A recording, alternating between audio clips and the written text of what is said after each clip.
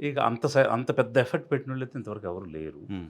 అయితే నేను ఫీల్ అయ్యేది ఏంటంటే, ఒకటి completely sacrificing the balance life and selflessly working for the community.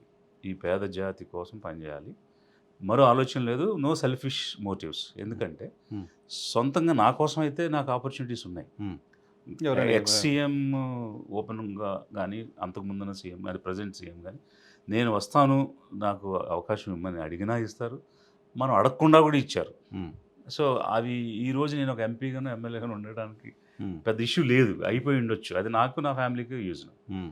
ప్రయోజనం. హ్మ్. బట్ జాతికి, పేదలకి ఏం ప్రయోజనం? హ్మ్. సో, నేను 30 ఇయర్స్ సర్వీస్‌లో ఉండి, హ్మ్. What best I can do I did. హ్మ్. బట్ అది అది సరిపోదు కదా! హ్మ్. సో, అందుకోసం అది చేయాలనంటే ఈ ఈ జర్నీ తీసుకోవాలనుకున్నాం. అది జనం కోసం, హ్మ్. జాతి కోసం. హ్మ్. Not for the self. Okay. Of course అంటే మళ్ళీ వాళ్ళకి అయ్యలేవా అనే కంపారిజన్ కూడా రావచ్చు. హ్మ్. ఉండుంటాయి. బట్ నాకొక నిర్దిష్టమైన ప్రణాళిక ఉంది. హ్మ్. ఇప్పుడు ఏదో పార్టీ పెట్టేస్తే, ఒక హైప్‌లోనో, ఒక ఎమోషన్‌లోనో గెలిచేస్తే, ఆ పార్టీ ఎంతకాలం నిలబడుద్దని చెప్పలేం. హ్మ్. బట్ మనం అలా అనుకోవట్లేదు. హ్మ్. ఒక వ్యవస్థీకరణ చేయాలి. ఇన్‌స్టిట్యూషన్ బిల్డింగ్ చేయాలి. క్యాడర్ బిల్డ్ చేయాలి. నెట్వర్కింగ్ చేయాలి. అలా ఒక ఒక భవనాన్ని ఎలా నిర్మిస్తామో, అలా పార్టీ నిర్మించుకుంటూ రావాలని నేను ఒక ప్రయత్నం చేస్తున్నాను. హ్మ్. మనకి లక్కీగా 4 ½ ఇయర్స్ టైమ్ ఉంది.